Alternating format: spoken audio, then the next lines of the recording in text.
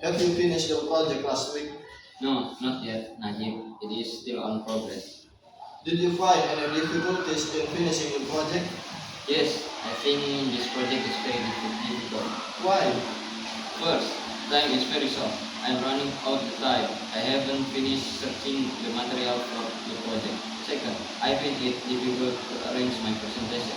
Third, I couldn't make my text simple so there are too many slides in my presentation. So I thought I will get a bad score again this time. Don't worry, Tom. I will help you. How? Tomorrow is due date. I'm still in the midst of my project. Just come to my house. I will help you. The Wi-Fi at our house is strong too, so you can search for materials. First, show the PowerPoint that you have used. Second, I will read it and help you because I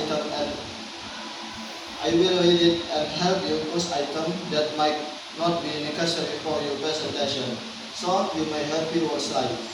Oh, thank you so much, Najib. You are my best friend as always. Don't worry, man.